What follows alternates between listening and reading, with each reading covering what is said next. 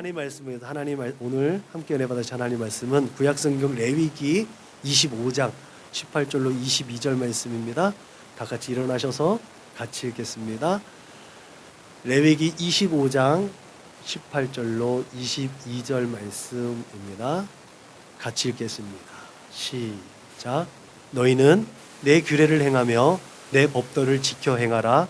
그리하면 너희가 그 땅에 안전하게 거주할 것이라. 땅은 그곳에 열매를 내리니 너희가 배불리 먹고 거기 안전하게 거주하리라. 만일 너희가 말하기를 우리가 만일 일곱째 해에 심지도 못하고 소출을 거두지도 못하면 우리가 무엇을 먹으리요 하겠으나 내가 명령하여 여섯째 해에 내 복을 너희에게 주어 그 소출이 3년 동안 쓰기에 족하게 하리라. 너희가 여덟째 해에는 파종하려니와 묵은 소출을 먹을 것이며 아홉째 해에는 그 땅에 소출이 들어오기까지 너희는 묵은 것을 먹으리라. 아멘. 순종의 열매를 먹어라. 순종의 열매를 먹자. 부활의 영을 힘입어서 권세를 얻었습니다. 그 권세를 얻은 자에게 주어지는 권리와 의무, 그것은 하나님이 그토록 염원하시는 하나님의 뜻이 하나 있습니다. 절대적인 하나.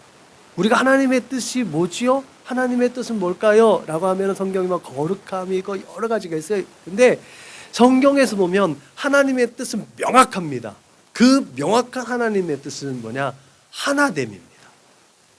그 하나됨을 위해서 하나님은 예수 그리스도를 우리에게 보내셨고 나누어졌던 우리를 하나님과 하나 되게 했음을 믿으시길 주님의 이름으로 축복합니다. 그렇게 새로운 피조물로 우리에게 새로운 직분을 주신 것, 화목하게 하는 직분. 결국은 우리가 세상을 살아가면서 하나님의 뜻을 이루어 드린다는 건 나누어져 있던, 분리되어지고 분열되어졌던 것들을 하나로 모으는 데 있다. 이것이 예수님께서 우리에게 계명으로, 새로운 계명으로 허락하신 서로 사랑하라는 그 기저에 있는 핵심 사상인 줄로 믿으시길 주님의 이름으로 부탁을 드립니다.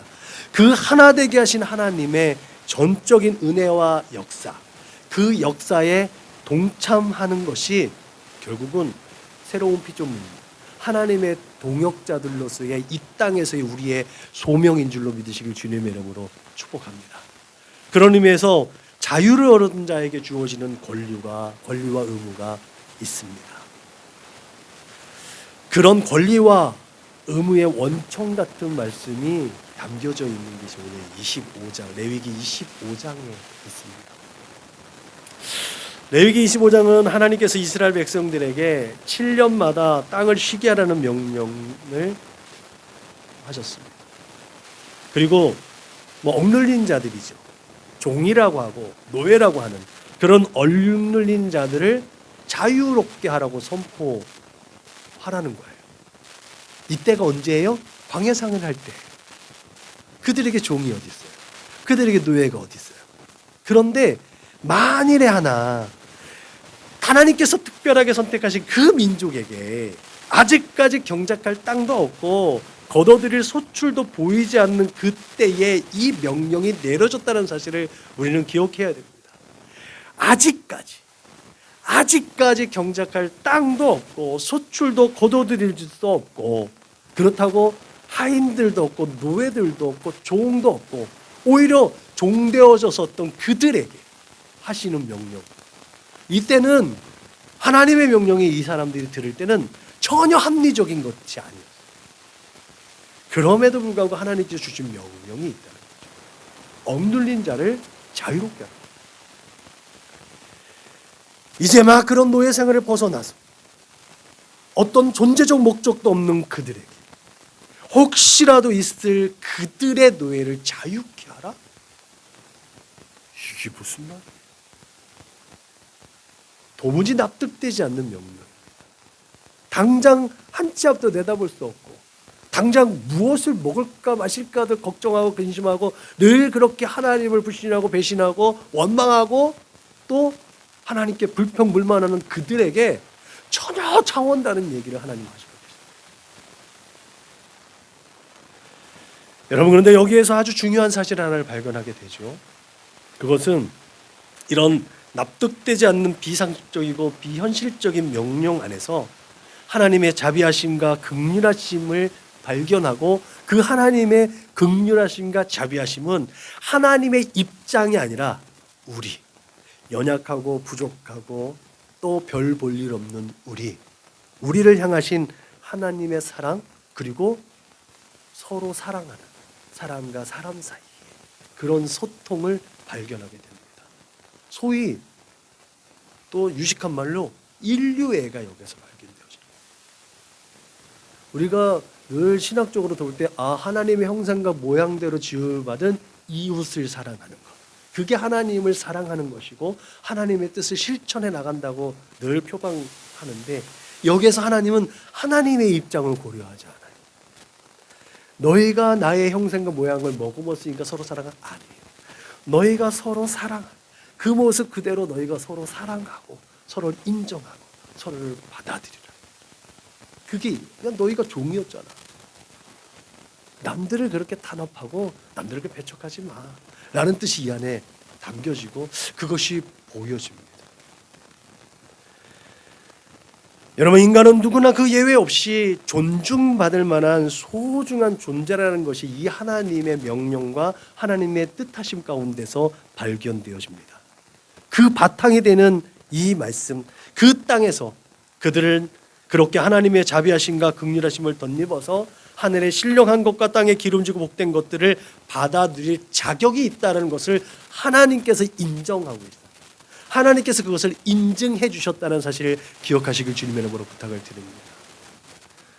여러분, 그 가운데 가장 믿기 어려운 일이자 인생에서 대단한 믿음을 보여지는 것이 희년이라는 제도예요. 희년이라는 제도. 이스라엘 역사나 어떤 학자들은 희년, 성경에는 있지만 이스라엘 역사에서 별로 지켜진 흔적이 보이지 않는다라고 할 정도로 이 희년은 굉장히 큰 믿음이 있어야 되는 거죠. 그런데 사람들은 믿음을 보여주지 않는데 하나님은 그것을 끊임없이 보여줬다는 거죠. 안식일을 통해서, 안식년을 통해서. 여러분, 희년이라는 말은 50년에 한 번 오는 거잖아요. 근데 이것은요, 안식년을 지키면서 하나님께서 베푸신 은혜를 맛보고 그렇게 감사의 제사를 올려드리면서도 희년을 지켰다라는 기록은 별로 찾아볼 수 없다는 거죠. 그만큼 믿음이 필요되어진다. 여기에서 오늘 제명이 나타나는 순종이 얼마나 중요한지, 순종이 얼마나 큰 믿음을 요구하는지 알 수 있다는 거죠. 우리는 단순하게 순종해야지, 단순하게 순종이 제사보다 낫지, 이런 말들을 심심치 하겠지만 순종은요 굉장히 큰 믿음을 요구한다는 거죠. 여러분, 희년을 선포할 때 뿔라파 소리를 전국에 크게 불게 했습니다. 그래서 희년이라는 그 용어를 찾아보면 뿔라팔이라는 수양의 뿔이라는 표기가 되어져 있습니다. 그만큼 이것은 크게 외치는, 크게 선포하는 의미가 담겨져 있습니다. 너희가 서로 사랑하라! 라고 하는 것이 이 안에 담겨져 있다는 거죠. 우리가 서로 사랑하는 것이 그냥 우리끼리 그냥 우리가 할 수 있는 범위 안에서만이 아니라 모든 열방들을 향해서 외치는 소리가 되어야 된다는 거죠. 그것이 예수님께서 우리에게 주신 계명이자 하나님께서 우리에게 요구하시는 하나됨의 원리 안에 있다는 사실을 기억하시길 바랍니다. 여러분, 희년이 제정된 목적은 단순합니다. 성경에 나와 있듯이 모든 빚이 청산되어지는 거예요. 빚 때문에 노예가 되는 거거든요. 빚 때문에 사람들이 삶의 의욕을 잃어버리는 거거든요. 삶의 희망을 잃어버리는 거거든요. 그 모든 빚이 청산되어지고, 그래서 노예 신분에서 해방되어지고, 여러분, 이스라엘 백성이 정착한 당시 각 가족들이 균등하게 분배받았던 그 모든 유산들, 땅의 유산들, 모든 재산의 유산들, 그 모든 것이 다시 원래 자리로 환원되어지는 것이 희년의 목적입니다. 처음 상태로 되돌아가서 새 출발하는 것. 이게 부활과도 연관이 되어져 있는 거잖아요. 그래서 부활의 영을 입은 우리가 자유를 선포할 때 날마다 새롭게 되어진다는 이 원리가 이 희년을 통해서도 발견되어지는 겁니다. 그래서 희년은 자유와 회복이 원래 가지고 있는 목적이 됩니다. 이러한 은혜의 해가 선포된 배경에 시편 기자가 이렇게 말하죠. 땅과 거기에 충만한 것과 세계와 그 가운데 사는 자들은 다 여호와의 것이로다. 하나님의 것이기 때문에 하나님 말씀대로 순종하는 것, 굉장한 믿음이 필요한 이것, 가진 자들이 내려놔야 되는 거예요. 풍성에 얻은 자들이 내려놔야 되는 거예요. 그래서 이 순종은요, 굉장히 값진 것입니다. 없는 사람들이 순종하는 것, 있는 사람이 순종하는 것, 그 모든 것들이 하나님 것임을 인정하는 것, 그것이 우리에게 필요한 믿음인 줄로 믿으시길 주님의 이름으로 부탁을 드립니다. 주권자이신 하나님께로 다시 그 모든 것들을 되돌린다라는 거예요. 제가 늘 얘기했듯이 여기에서 본전 생각나면요, 큰일 나는 거죠. 그죠? 제가 늘 얘기하잖아요. 하나님께서 우리 인생들에게 본전 생각나면요, 살아있을 사람이 한 사람도 없습니다. 1분 1초도 숨쉬고 살아갈 사람이 한 사람도 없습니다. 하나님의 것을 인정하는 그 사람이 하나님의 뜻에 순종하게 될 때에 이 세상은 하나님께서 원하시는 아름답고 복된 세상, 하나님께서 원하시는 하나님의 나라로 점점 더 발전하고 성장하고 그렇게 이루어져 나감을 믿으시길 주님의 이름으로 부탁을 드립니다. 그런 의미에서 구약에서 찾게 되어지는 땅의 개념, 그것은 하나님의 것이라는 밑바탕에 그 땅을 사용할 권리를 내가 살아가는 것이라고 할 수 있죠. 내 것이 아닌 거예요. 하나님께서 내게 권리를 주셨다는 거예요. 그래서 나에게 주신 권리를 가지고 하나님께서 원하시는 것을 이루어 드리는 거죠. 특별히 하나님은 땅의 신성한 주인이라는 그 주체적 의식을 가지고 하나님께 그 모든 것들을 올려드리고, 하나님 이것을 어떻게 활용하면 좋을까요?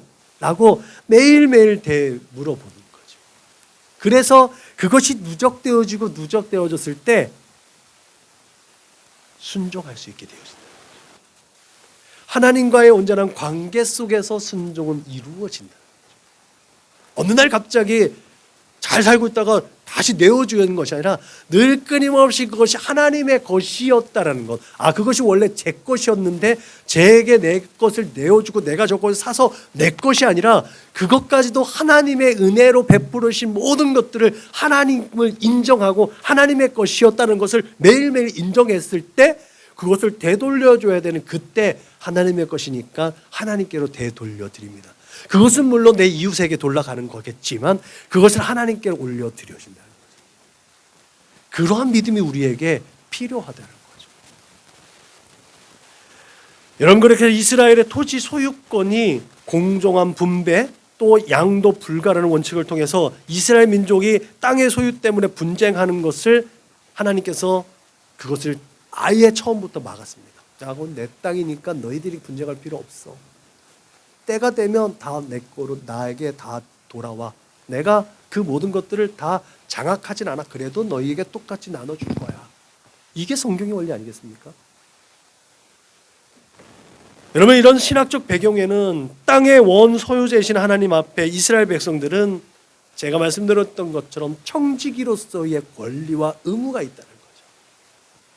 하나님께서 우리에게 주신 그 능력, 권세, 또 성령의 은혜, 또 우리가 가지고 있는 은사, 이 모든 것들이 내 거가 아니듯이 하나님의 그 아름다움을 이루어가기 위해서 교회가 세워져 나가고 교회가 올바른 방향으로 나아갈 수 있도록 각자에게 주어진 은사와 달란트가 다 있다고 그랬잖아요. 그것이 내 것이 아닌 거예요. 내게 부여해 주신 하나님의 은혜로 주어진 하나님의 것인 거죠. 똑같다. 하나님께서 이스라엘 백성들에게 늘 너희도 나그네였음을 기억하라고 말씀하십니다. 너희도 거류민이고 동거하는 자랍니다. 그래서 사회적 약자들, 성경에 늘 반복해서 나오듯이 나그네와 고아와 과부를 돌보라. 오늘날 우리에게 사회적으로 소외된 그 계층들, 그들에게 끊임없이 하나님의 긍휼과 자비하심을, 하나님의 마음을 가지고 하나님의 시선이 머물러 있는 그곳으로 우리의 발걸음이 옮겨져야 되는 이유가 여기 있다는 거죠.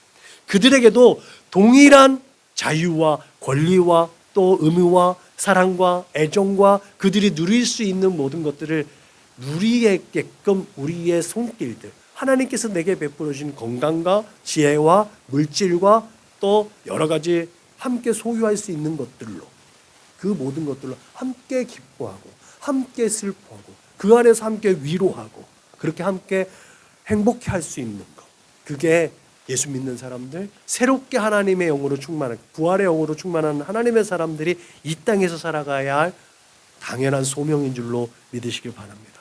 오늘 본문에는 하나님께서는 이미 너희가 말하기를 우리가 만일 일곱째 해에 심지도 못하고 소출을 거두지도 못하면 우리가 무엇을 먹으리요? 라고 걱정할 것을 하나님께서 아셨다는 것을 기록하고 있습니다. 물론 인간의 생각으로는 2년 동안 파종하지 않고도 어떻게 3년을 버틸 수 있는가를 염려할 수 있습니다. 그렇지만 모든 만물을 다스리시는 하나님께서 역사를 주관하시듯이 자연도 그 권한 안에 있다라는 하나님의 말씀이 우리에게는 큰 힘과 위로가 됨을 믿으시기 바랍니다. 하나님께서 늘 믿는 자들이 순리대로 살면서 안식년을 앞둔 6째 해에 2배의 수출을 얻게 할 것을 약속하셨습니다. 그리고 희년을 앞둔 7째 해에 앞서서 6째 해에는 3배의 수출을 얻게 할 거라고 말씀하셨어요. 그 약속을 통해서 하나님은 우리에게 순종을 요구하신다. 여러분, 여기에서 하나님께서 우리를 얼마나 많이 생각하신다는 거죠. 무작정 믿어라가 아니라 경험했으니까. 안식년을 니네 여태까지 경험했잖아. 안식년이 있는 해에 6째에 2배로 수출을 얻었잖아. 그러면 희년 한 해 더 연장되어지는 건 한번 믿어봐. 경험했잖아. 경험하게 하시고 그것을 우리에게 순종을 요구하신다는 거죠. 경험되지 않는 것을 요구하지 않는다. 경험했기 때문에 하나님은 우리에게 순종을 요구하신다는 거죠. 때로 우리가 살아가다 보면 우리에게 굉장히 큰 결단이 필요하고 굉장히 큰 믿음이 요구할 때요, 더듬어 보면 그거보다 더 큰 믿음과 더 큰 결단이 필요한 시기에 어떻게 내가 그런 결단을 할 수가 있었지? 어떻게 내가 그런 결정을 할 수가 있었지라고 하는 하나의 터닝포인트들이 때론 있습니다. 우리 사모님이 저 대학원에 보내줄 때, 또 대학원 갈 때 진짜 맨날 아이 3,000원짜리 귤 한 봉지를 못 사주는 그때인데 어떻게 몇백만 원 하는 대학원을 갈 수가 있어요. 근데 사모님이 던진 한마디요. 그러면 나 일 안 해. 어린이집 안 할 거야. 그런 결정들과 결단의 때들이 있다는 거죠. 그때 우리의 믿음을 다시 점검하고 순종할 수 있게 하신다는 거죠. 경험을 통해서 이미 하나님께서 야, 내가 그렇게 이미 너희에게 믿음을 줬어. 한번 생각해봐. 라고 우리에게 다시 한번 지혜를 주심을 믿으시길 바랍니다. 여러분, 생각해보면 우리의 삶 속에서 그렇게 때론 갑절의 은혜를 경험하게 하시고 소득 또한 평년에 비해서 넉넉하게 보장받았을 때, 그때 그 다음 해에 부족한 때를 대비해야 된다는 또 지혜를 얻게 됨을 믿으시기 바랍니다. 풍족했다고 막 쓰고 뒤에 없을 때 전전긍긍하는 것이 아니라 평소보다 조금 더 넘치는 것 같네? 라고 하면 좀 부족할 때가 있겠구나 라는 것을 대비해서 조금 더 움츠리고 조금 더 축소되어지는 삶을 통해서 그 다음을 대비하는 것, 그게 또 하나님께서 베풀으신 은혜에 또 보응하는 삶인 것 같습니다. 하나님께서는 물론 보지 않고 믿는 믿음을 요구하시기도 합니다. 그 인간의 나약함과 어리석고 무지함 때문에 하나님의 명령을 지킬 수 있는 상황 속에서 우리에게 믿음을 주셔서 순종할 수 있게 하신다는 것, 이 양면을 우리는 늘 기억해 볼 수 있어야 될 줄로 믿으시기 바랍니다. 언제나 하나님은 옳습니다. 언제나 하나님은 의로우십니다. 언제나 하나님은 우리 편이 되어주시는 줄로 믿으시길 바라. 너희는 내 규례를 행하며 내 법도를 지켜 행하라. 그리하면 너희가 그 땅에 안전하게 거주할 것이라. 땅은 그것에 열매를 내리니 너희가 배불리 먹고 거기 안전하게 거주하리라. 여러분, 이 말씀은 이러한 경험들을 통해서 우리의 믿음을, 우리의 순종을 이끌어내는 믿음을 우리에게 공급하셨다고 분명하게 말씀하신 겁니다. 희년은 무엇보다도 중요한 게 이사야서에 그 희년의 중요한 목적과 의미가 담겨져 있습니다. 주 여호와의 영이 내게 내리셨으니 이는 여호와께서 내게 기름을 부으사 가난한 자에게 아름다운 소식을 전하게 하려 하심이라. 나를 보내사 마음이 상한 자를 고치며 포로된 자에게 자유를, 갇힌 자에게 노임을 선포하며 여호와의 은혜의 해와 우리 하나님의 보복의 날을 선포하며 모든 슬픈 자를 위로하되 무릇 시온에서 슬퍼하는 자에게 화관을 주어 그 죄를 대신하며 기쁨의 기름으로 그 슬픔을 대신하며 찬송의 옷으로 그 근심을 대신하게 하시고 그들이 의의 나무 곧 여호와께서 심으신 그 영광을 나타낼 자라 일컬음을 받게 하려 하십니다. 여러분, 이 희년은요, 그래서 예수 그리스도의 구원 사역과 통합니다. 이 이사야의 고백과 이사야 선지자의 외침은 우리가 읽어보면 알겠지만 자유를 선포하고 포로된 자를 놓이게 하고, 이 메시지들은요, 우리가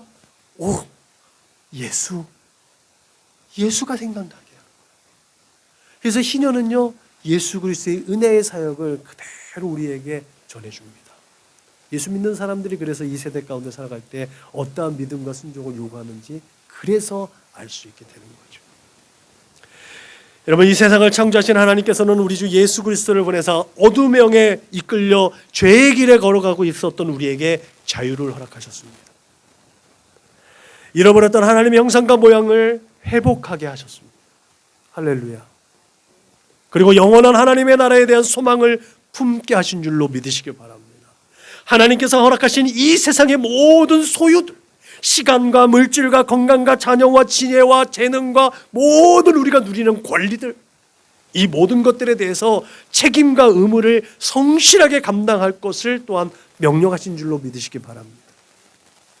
여러분, 예수님께서 십자가 사역을 통해서 여호와의 은혜의 해를 선포했습니다. 부활하시고 승천하신 후에 다시 오시면서 하나님의 보복의 날을 선포했습니다. 믿는 자들에게 영생을 주셨습니다. 구원을 베푸시며 은혜의 역사, 믿음의 역사, 소망의 인내와 사랑의 수고를 통해서 하나님의 영광이 이 세대 가운데 선포되어질 수 있도록 우리에게 그 사명을 주셨고 우리를 늘 새롭게 하시는 줄로 믿으시기 바랍니다. 여러분은 이렇게 날마다 새롭게 공급되어지는 생명을 통해서 여전히 어둠 가운데 헤매고 방황하는, 또한 죄의 사슬 가운데 얽매여져 있는 또 다른 하나님의 형상과 모양은 그 이웃들, 그 이웃을 회복시킬 사명이 우리에게 있음을 또한 믿으시길 주님의 이름으로 축복합니다. 그렇기 때문에 우리 안에서의 참된 자유와 회복과 은혜가, 이것이 감사함을 하나님 앞에 늘 올려드려줄 수 있어야 될 줄로 믿으시기 바랍니다. 감사가 하나님께서 주시는 그 하늘의 실력과 땅에 기름지고 복된 것들의 은혜의 통로가 됨을 믿으시길 바랍니다. 그렇게 우리 주 예수 그리스도의 속죄 사역을 통해서 하나님과 연합되게 된 우리는 그렇게 값없이 베풀어 주시는 하나님의 은혜, 그 사랑을 통해서 우리에게 주신 모든 은사와 달란트를 유감없이 발휘할 수 있는 그런 청지기의 사명을 온전히 감당할 수 있음을 믿으시기 바랍니다.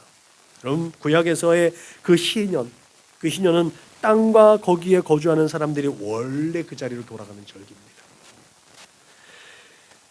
그것처럼 하나님께 모든 것이 회복되어지는 것입니다. 예수 그리스도를 통해서 우리는 그렇게 원래의 자리로 돌아가는 줄로 믿으시기 바랍니다. 우리가 원래 자리로 가야 되는 게 뭐예요? 어디예요? 에덴. 아무것도 없어도 하나님께서 베풀으신 그 모든 것들을 다 소유하고 있었던 그때, 하나님께서 가지고 있었던 그 무한하신 영광과 무한하신 능력과 그 모든 것들을 공유하고 있었던 그때, 그래서 성경은 우리에게 영생의 복이 있을 뿐만 아니라 왕과 같은 제사장이라는 직분을 주셨고 그곳에서 예수님과 함께 왕의 지위를 누린다고 말하고 있는 줄로 믿으시길 바랍니다. 하나님께서 가지고 계셨던 그 모든 것들을 공유하고 있는 존재로서의 우리.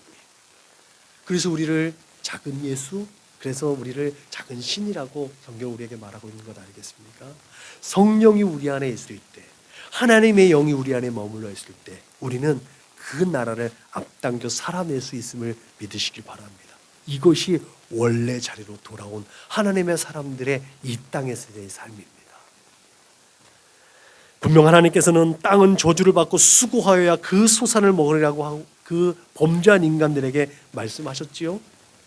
그런데 여러분, 순종한 자들에게 주시는 특별하신 하나님의 은혜는 땅은 저절로 열매를 맺게 한다는 거예요. 땅은 저절로 열매를 맺고 그 모든 소산을 순종하는 자들이 다 누린다는 거예요. 그러므로 언제든지 손 내밀어 도움을 구할 때마다 때를 따라 도와주시는 하나님의 크심을 날마다 여러분들의 삶의 자리에서 발견하게 되시기를 주님의 이름으로 축복합니다. 그렇게 하나님의 말씀에 순종한 믿음의 가정들을 대고 나가서 모든 하나님의 은혜와 복을 다 선언하고 선포하고 축복할 수 있는 자들이 되시길 바랍니다. 복을 받고 축복하는 자, 이게 아브라함에게 주신 하나님의 약속입니다. 우리가 이 땅을 살아가면서 그 아브라함의 역할을 감당해야 되는 일들, 축복의 통로로서의 사명이라는 것은 그 안에 담겨져 있다는 거죠.